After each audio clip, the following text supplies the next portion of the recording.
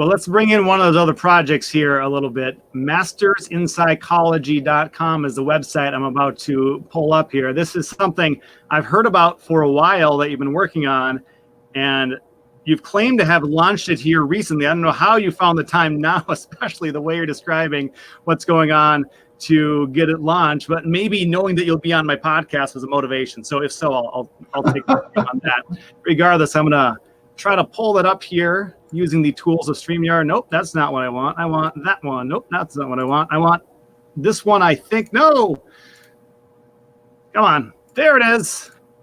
All right. That is Masters in Psychology. So on this site, as we go through it, and there's, of course, people listening to this on audio only right now, you can go to mastersinpsychology.com. Tell me why this is a thing and why you're behind it. Well, I can't take all the credit. I have another partner of mine. We've been working on this for quite some time. It takes a while to put everything together, do all the research, but mastersinpsychology.com is our website. We're trying to do a couple things here. Number one is we're trying to allow people who finish their undergraduate degrees and they're interested in psychology and continuing on for their master's degree in psychology. We are trying to be the number one resource for them. Just go to one website and you can find the 25 most affordable doctorate degrees, 25 most affordable master's degrees in psychology. And we have it broken down by state. We have it broken down by branches of psychology and by degree types as well. And then we also have some top psychology resources in the United States. And so all you'd have to do is literally click on your particular state that you're interested in, and then it would actually go into a little bit more detail of all of the schools that are available in that state. And then we kind of rank them in terms of the cost and the money involved with how much it's going to cost to finish and enroll in a master's degree in psychology. Now, it's also nice because we also have the links to their websites as well. And then we also talk about some resources that you can utilize.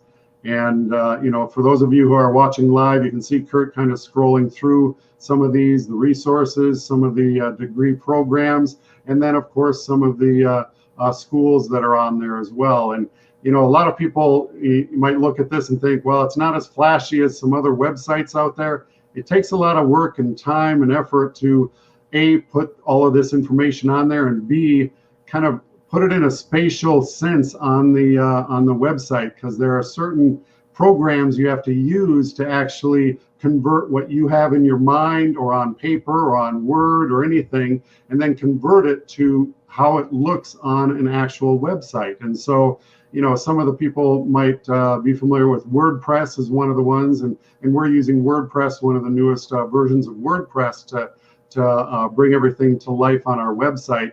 And then you also have to think about, well, how else are we going to help the customers of, not only, and I use customers, I'm still in the frame of UPS. How are we going to help all of the people that are interested in going on? And that could be anywhere from, people that are still working on their undergraduate, others that are already in their master's program, others that have gone on to other advanced degrees as well. But we wanted to bring something else to the website. And so I'm actually in charge of the blog posts, and I'm in charge of the podcasts. And so our goal is to actually go in and provide some good resources and information for those who are in the academic field or those who are practicing. So I mentioned earlier, my mom was a licensed psychologist. And so it's not only for those undergrads who are going on for their master's degree, it's also for those people who are in the academic world. They're psychologists, they're psychiatrists,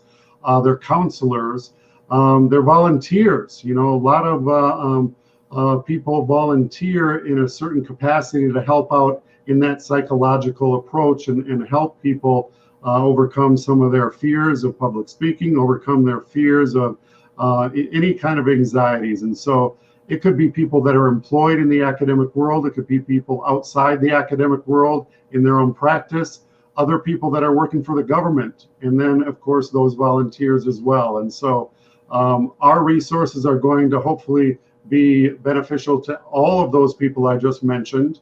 And we're also going to interview many different psychologists, psychiatrists, those people within the academic world and outside as well. So I'm kind of in charge of the podcast. I shouldn't say kind of, I am in charge of the podcast, and I'm in charge of all of the blog posts. And so I'm excited. I already have a list of all of these viable candidates who I want to talk to and with and bring onto the website, and possibly even do, some live broadcasts as well. But we have to build up to that. And our goal is to have them talk about timely topics that not only reflect what's happening in today's society, but also what, somebody who's interested in getting an advanced degree, what kind of questions would they have?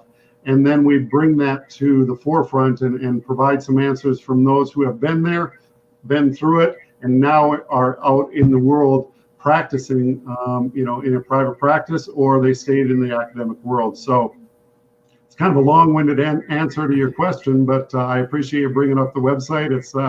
It's one thing that we're proud of. Just today, I was talking to my partner who was working on making sure that some of our social media links were working. So we have LinkedIn up and running. We have Facebook. Now we're working on Twitter, making sure that that's up and running.